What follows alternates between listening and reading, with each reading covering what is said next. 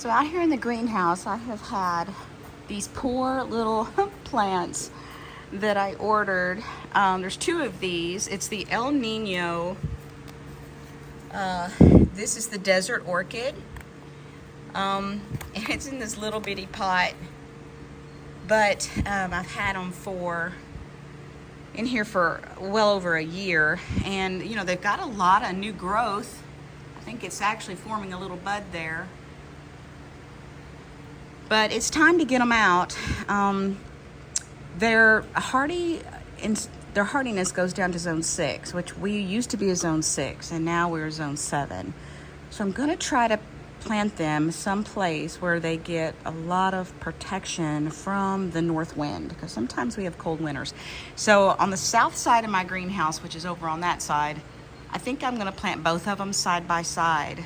They get, I think, fairly large. Let's see if I can get the stats on these. So they're very, very heat tolerant because they go all the way to the zone 9. And it looks like they can handle full sun or part sun. So I think they can handle that south side. It's going to get blazing sun all day long. And that's where I've decided to go ahead and plant them. I want to plant them early so that they can get established before the winter months. Actually, upon closer examination, it looks like under size, they can get 5 to 8 feet tall and 4 to 6 feet wide. So that's pretty good size. It's a pretty good size plant. So I'll have to take that into consideration when I plant them together. So walking out here to the south side of the greenhouse, I've got an area that is basically under construction here. This greenhouse is just a couple of years old, and this whole area here, we just brought in some dirt from the field, and my husband farms, so it's really nothing on here, and it slopes ever so slightly from the greenhouse. So if I plant the desert orchids down here and plant them about 8 feet apart. That tarp came off of his semi. It's great for suppressing weeds. But if I'm thinking about planting one maybe right there, and then one like right here, about 8 feet apart, that way if they get 8 feet tall, they still really won't block the winter sun. The sun moves more in a southerly direction, this greenhouse will still get sun. Now this one here that I plant on this side really won't get a whole lot of protection. So I don't know if maybe I should actually move them down farther this way where this greenhouse will block the winter wind. Again, we're in zone 7 and it's rated for zone 6 to 9. So it probably is okay. And I do have this barn here, but I don't know how much that will protect it. It won't be protected at all from the west wind, because that's the west. So I may still just stick with what I want to do here. One here and one here. I just think those would be really pretty there. And I want to finish up this whole area. It's kind of, I'm antsy and it's stressing me out. And I've got a few things. You can still see the dead stalks from the hibiscus that I have growing, which they have not emerged out of the ground yet. But I've got a few things planted. I planted some tulips up there under the lamppost, and I've got some annuals and some alliums and some roses and some nepeta. But I just need to fill all of this in and get it mulched and be done with it. So here are the holes. There's one, and there's the second one. It's amazing how easy it is to dig in earth that has no roots from weeds or grass. And I just used my little spade shovel there. And I'm not going to plant them deep because I have a drain line that comes off of the building here from the gutter. And I don't want it to be sitting in water. I try to divert. You can see where the water kind of comes and washes, and I'm trying to sort of divert it down because there's a hibiscus a perennial hibiscus in there, and it loves water, so we'll see what happens. But regardless, I'm going to plant it up high, the desert orchid, so that it will not be sitting in water, and then I'll just mulch it really heavy, and we'll see how they do here. It's a super windy day, so this might be kind of challenging, but I've got my Biotone starter fertilizer. This I'll put down in the bottom and around the root ball. Hopefully it'll help the roots get established. And my kneeling pad, which is not a kneeling pad. It was actually a styrofoam. It was in a box to protect my son's computer he ordered. And when it came out, it was a pretty thick piece of foam. And I thought, don't throw that away. I can use that as a kneeling pad. And you know, I love to recycle things like that. And it's great for in the house too, when you're kneeling on the floor or giving the dog a bath. Anyway, you can see I've painted with it. It's got paint all over it. But I also have my little hand trowel to kind of pack the dirt around the roots, and gloves, which I hate using because I can't hardly operate in them, but my hands are awful. It's embarrassing. So I'm trying to keep them from looking so bad. Whoop, there it went. All right, so I'm going to get to planting.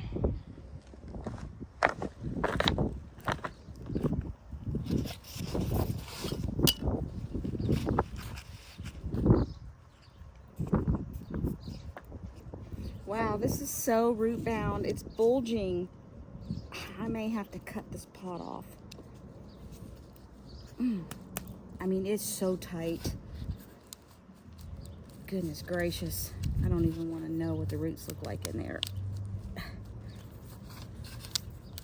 I may have to slice these roots too.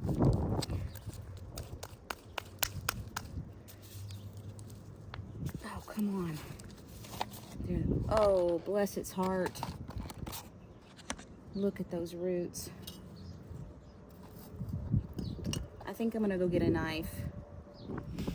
So I got a blade, box blade here, and I'm just gonna slice through these so they won't continue to go in this circular pattern. Just kind of mess them up a little.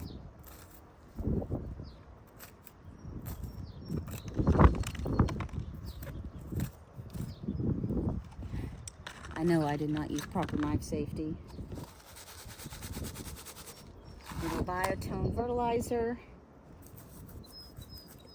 These are so packed in, I can't hardly even rough up these roots. Now I want to decide how I want these branches to go. And I'm thinking like that would be good because it kind of goes out parallel with the road. Forgot to put my gloves on. Already got my hands nasty. They don't ever make gloves to fit me right. My fingers are short and I always have like a ½ an inch of glove at the tip.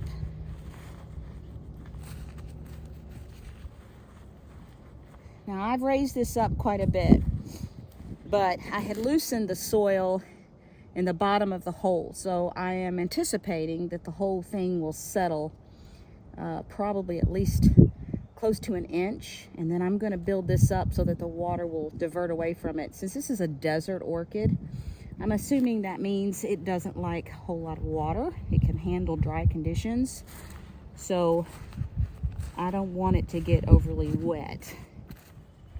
So I'm going to put a little more Biotone around the edges.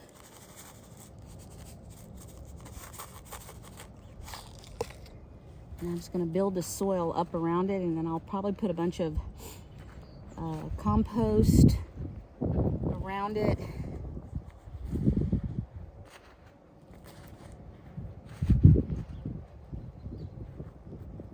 And then mulch it good. Now, this is pretty high, so to really watch and make sure that it doesn't expose the roots. But I want to build it up some, so it's okay. It's kind of hard to see what I'm doing, but I'm gonna make a little channel here and then water it just to make sure that all that new dirt settles around this root ball. So I'm just kind of making a little channel. I kind of forgot to do that when I was first doing it. But I just want to make sure that that root ball has good contact with the soil, because those roots are really concentrated in there. I'll just let it sit for a minute. You can kind of see the water there. And I'll fill it back in with the dirt after I feel like it's had a chance to really settle in. Okay, so it's mounted up pretty good, and again, I think it'll settle because I had loosened so much at the bottom of that hole. And then I'm just going to use some Lowe's organic compost here and just basically go around the entire edge and kind of cover this little mound up, and then I'm going to mulch it heavily. I may even put some bricks or something around this base just to keep the water from eroding anything around this root ball, just until I see what happens after the next rain. And if I see it's a problem, then I'll obviously make adjustments. So just gonna add some compost around it. So there it is with the compost. And I decided to go ahead and try to dig out just a very shallow water trench. Tried to make it where the water will be diverted and go where I want it to go. Now when it comes a deluge, it just goes everywhere. So I don't know how effective this will be, but we are expecting rain Thursday, so I'll be able to tell, and you can always see where the water has washed. But if I put the mulch on there and then I sort of stack some bricks around it to hold the ground in place, I think that'll work until I get this whole area. Once I get this whole area planted, and I'm sorry for the wind. Once I get this whole area planted and there's lots of roots in here and mulched, and I might change the way this water, I may just take it out to the road, divert the whole thing out, drain line out to the road. I think it'll be fine in the end, but for now, I'm just trying to get this filled up with plants and as maintenance free as I can, which means a lot of mulching. But this plant looks really healthy considering how root bound it was. So I'm hoping that it really takes off.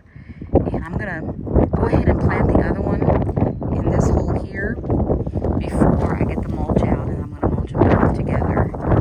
So, okay, here's the second one with just the compost around it. Here's the first one, here's the second one, and I'm gonna go get the mulch and go ahead and mulch it in, and then come Thursday we'll see how this water affects it. I'm hoping that the water comes off of here and goes around this over here and then is diverted. And this is just a temporary fix until I can extend that drain pipe. And then once I extend it, I may take it all the way out to the gravel area. Okay, so I mulched them, and I put a couple of heavy stones around where I thought the water might come rushing around and wash my mulch away. So I put a stepping stone on that side, and I put a piece of rubber and a piece of concrete that I just found on this other one. I'll show you. And again, I'm not going to leave them there. I just want to see the stepping stone. I figure the water will come washing through here, and I just don't want it to wash away all my mulch. But here is just an old piece of rubber I found here, and I put a piece of concrete, so maybe the water, when it comes out of this pipe, won't mess with the mulch. And after Thursday, if we get a decent rain, I'll know exactly what's gonna happen. So I went heavy on the mulch because I want to suppress weeds, and I also want to try to keep that mound of dirt from eroding away from that root ball until it has a chance to really root in. But we'll keep you posted on how it's doing, how it's growing. I think they're really fast growers. And one thing I didn't show, but right before I put the mulch on there, I sprinkled some Espoma Rose Tone. I looked it up, and one of the sites that I saw recommended using a rose fertilizer. And so I just chose the Espoma Rose Tone, which I had on hand. And I just sprinkled it around the base. It might take a while for it to get to the plant, but that's fine. That might just help, get it good and established along with that biotone. All right, so that's that. One thing I don't have in my landscape is a crabapple tree.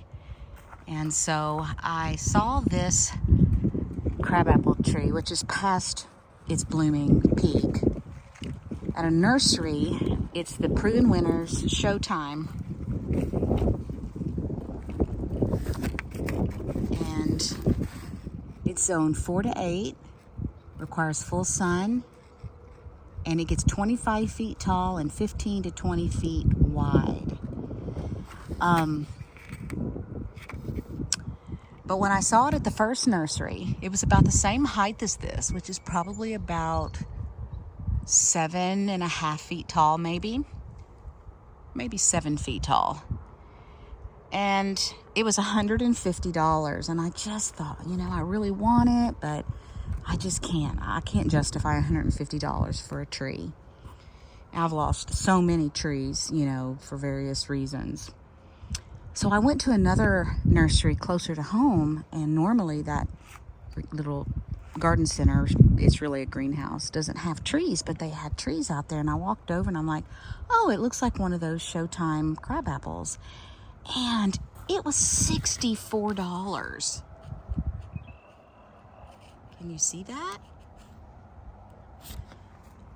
I about freaked out because I'm like, that's less than half of what the other one, and the other one wasn't really any taller. It was exactly the same tree in the same Proven Winners pot. So I snatched this baby up. So I want to get it in the ground today because we're supposed to get a rain in a couple of days, and I like to get these things in the ground before it gets, super hot. So we're going to get this planted today, but first I gotta go dig the hole. Can I stop for just a second and show you this candy corn spirea?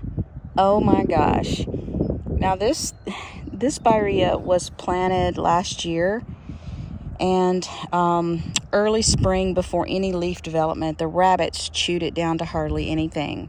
Literally like 4 or 5 inches max. And it has sent out all this new growth, which is just, it looks like candy corn. It's just absolutely the brightest color. If you look down in there, there's the chartreuse, and then there's a yellow, and then it just fades into this bright orange color. But earlier, the new growth was more of a red, like a burgundy. And doesn't it look pretty up against that candy tuft? Anyway, I just wanted to show you that. I'm in love with this plant. It's absolutely gorgeous all season. One more thing I want to show you are these daffodils. I planted these daffodils, and I'll put the name of them on the screen here. In between each one of my daylilies, which these are the, oh my goodness, what's the name of those daylilies? The real common, Stella d'Oro, which are a bright yellow daylily, and I know a lot of people aren't fans of daylilies, but they really provide a neat look, I think, around the front of my house. But in between each daylily, I planted 3 or 4, and this was not this past fall, but the fall before. I planted each one in between each one of these daylilies, and the daffodils are absolutely beautiful. They're really ruffled. You can can see kind of that very light peachy color.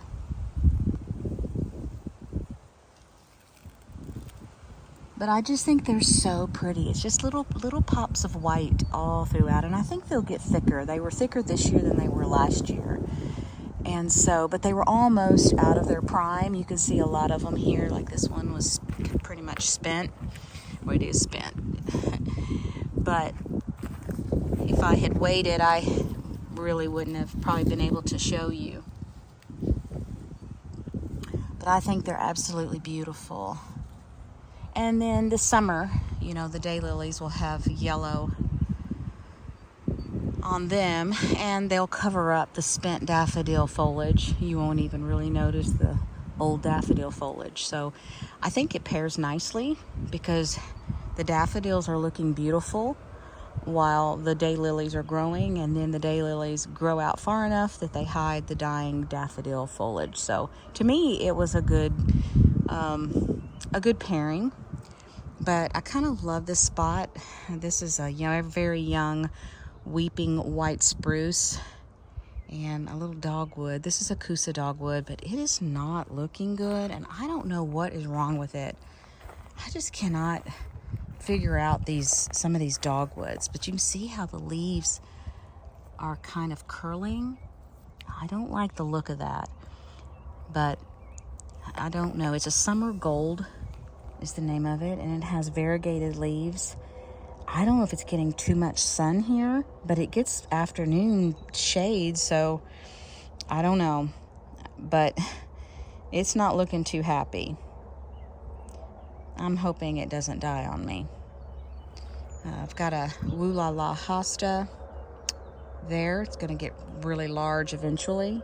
This is only I think I planted this maybe the year before last, and it was a little tiny, just a little one leaf kind of deal. Every year it thickens up, the last 2 years, this year and then last year. But I just wanted to show you just a couple of things before I got into the digging. I love this Japanese maple. I don't know the name of it, but it's just glorious, and it pretty much stays red except for the very hottest part of the summer. And down here I've got 2 different lungworts. I have got the Trevi fountain here, which is really not bloomed out very well. And then I have these 2 proven winter lungworts. Both of these, this one and that one, are spot on. And they get a little more shade than the Trevi fountain, so it may be that's why they're looking a little fresher. But you can see the buds forming. I don't know if you can see it or not, but there's lots of buds forming, so that will be beautiful here shortly. I just wanted to show you a couple things here. These are my pink double knockout roses. And you see all my bags of mulch that I've got. So much mulching to do, wow. And it takes a while.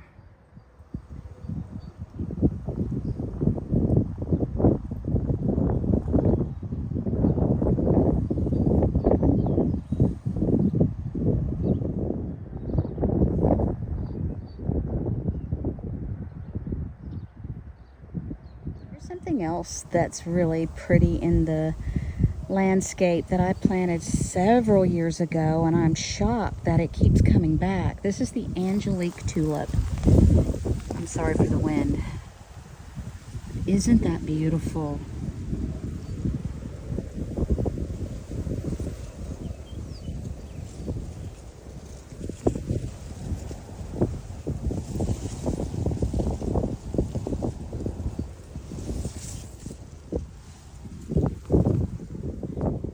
So I've decided to plant the Show Time Crabapple right where that shovel is. So the wind is so bad. But if you can see right here, it's very hard to see.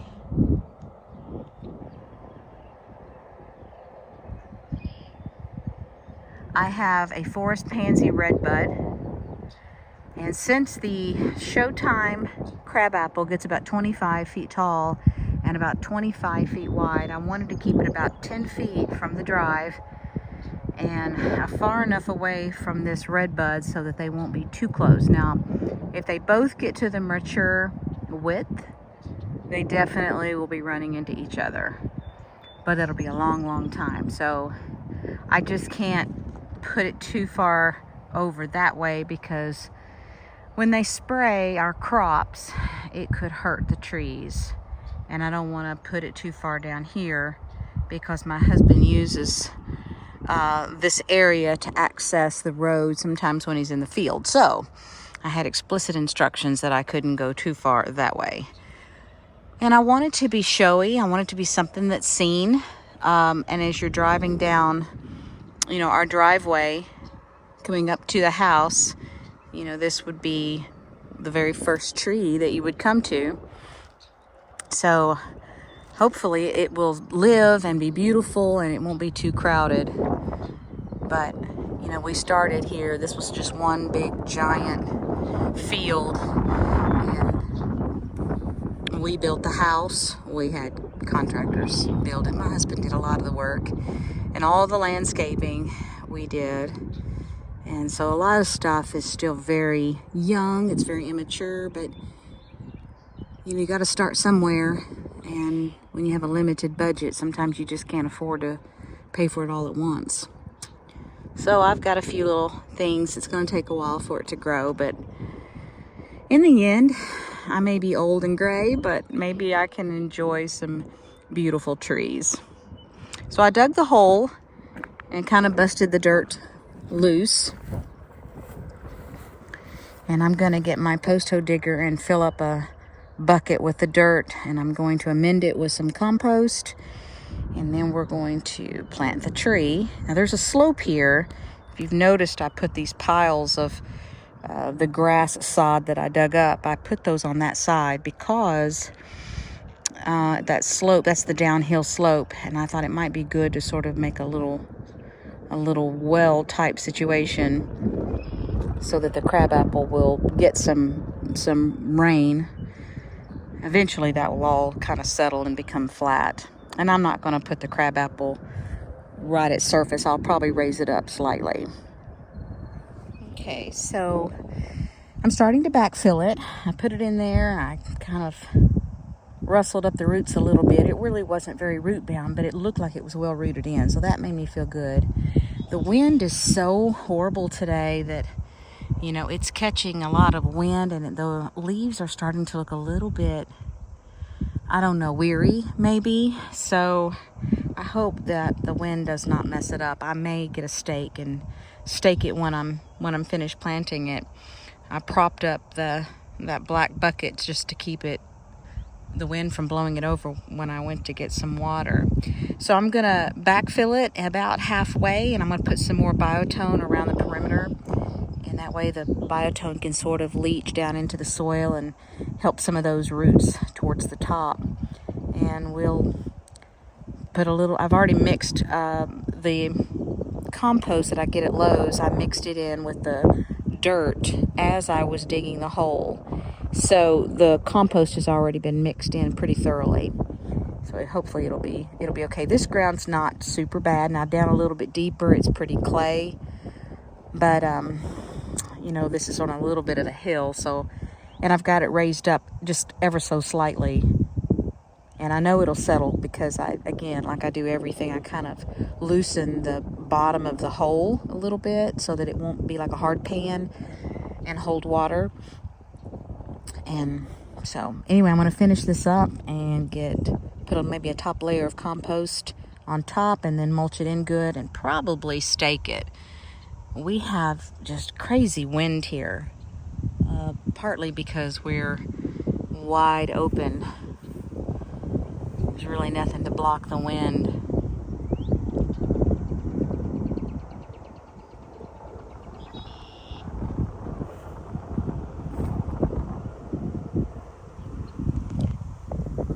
This is our wheat field.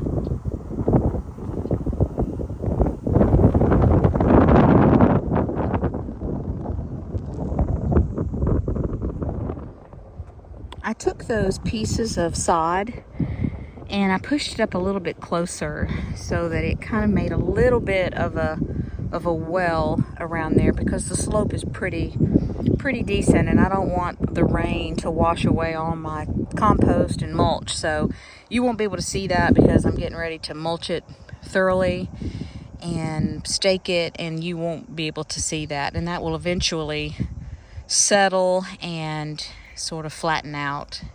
It's worked well for me in the past to do it that way. And I raised the actual root ball up, probably close to 2 inches above the surface, so it will allow for some settling, and hopefully it won't get too deep. So the only thing left now is I might give it another little drink of water and then mulch it in and stake it. So I got it mulched and I got it staked. And my staking is definitely not professional looking. It's basically whatever I could find to stick in the ground and tie it off. But the wind right now is blowing from the northwest, and it was really pushing against this tree. So that's why I really staked it more towards this side and the left side. Hopefully this will support it at least until it can get rooted in, and then I'm going to remove all that stuff. It looks pretty trashy, but sometimes you just do what you have to do. I try not to put any strapping directly to the tree itself. It's attached to this bamboo, as you can see. And what I do is I attach everything to the bamboo. You know, even this, which is just pretty much temporary while this wind is blowing from the north. This right down here is also attached to the bamboo and not the tree itself. And eventually it will grow out of the need to even have the bamboo, and these will deteriorate and come off. But for now, I don't want to dislodge it from where I planted it. So we're hoping that this will work. I robbed one of the support stakes from my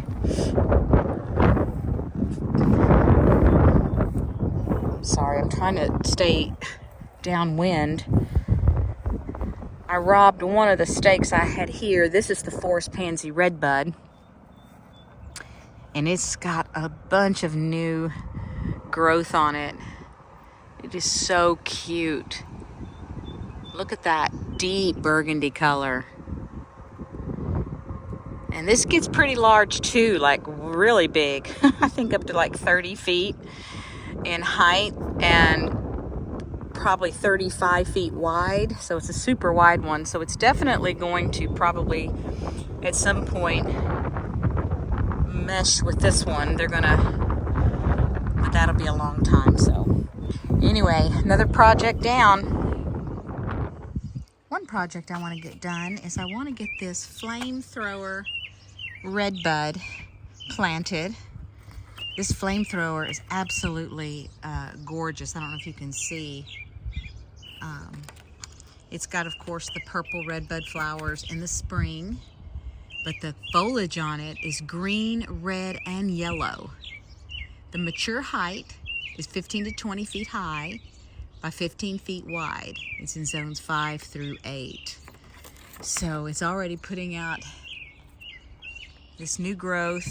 So I want to get it in the ground. I've dug a hole for it, and so all I have to do is just put it in there and backfill it, water it, and put a little compost and mulch and call it done. Well, there it's in the ground. I've backfilled it, watered it, put some biotone starter fertilizer down in the bottom and around the perimeter of the root ball. I'm debating on whether to prune it. See how these two long leaders, let me back up, real long leaders are going off in a V? You know, I don't really want them to continue because that, in my opinion, makes it risky with splitting. So I'm wondering if I should prune it somewhere right around there, and it'll send this out this way, and then I could prune this one where it's shooting out the other way. I don't know. I don't really know how to prune these trees. I may do a little research before I do it. But it looks healthy enough. The leaves are so cute, little hearts. Isn't that sweet? Can you see that? Can you see that little heart? Isn't that darling? Again, this is the Flame Thrower Redbud. And I'll put some images of a mature one on the screen. But I've always wanted one, so I finally just broke down and got it. So I'm gonna mulch it. I don't think I'm gonna stake it because the wind has really died down, and tomorrow the wind is not gonna be bad at all. So I think I'll just leave it as is, and we'll just watch it for a few days, and if the wind picks up, I might have to stake it. I'm actually out of stakes. I'll have to go to someplace, TSC or Rural King, and get some more of those. I think they're actually electric fence posts, but whatever. I'll get something that I can use to stake it, and I'll do some research on this pruning because I just don't like the way those really super long leaders are. I mean, you know, they pruned these when I got it. They had chopped, you know, all these off. Like, you know, this one was chopped off, this one was chopped off, this one was chopped off. And I don't know if it's because they wanted it to look taller, you know, if that's why they left these tall branches, because that is, yeah, well, if they were straight up, that would be every bit of 7.5 feet tall. They're way up there. I'm not sure, but I'm gonna go mulch it. Okay, there's the Flame Thrower Redbud with its mulch, and then down here is the crabapple tree, the Proven Winners Show Time Crabapple tree. I'm debating on whether to take one of these off because it's pulling it a little bit too much. I'll just kind of, I don't know, maybe, don't you like my fancy support system here? Okay, that released it a little bit. Released it a little bit. The wind was really, really ferocious. See how it's kind of leaning this way? But the wind blows from the west, and we're going to get a lot of west wind. So I almost do that on purpose because as the west wind blows it, it'll straighten it, if that makes any sense. There it is. I hope it lives and is beautiful for many years. It's a lot of work.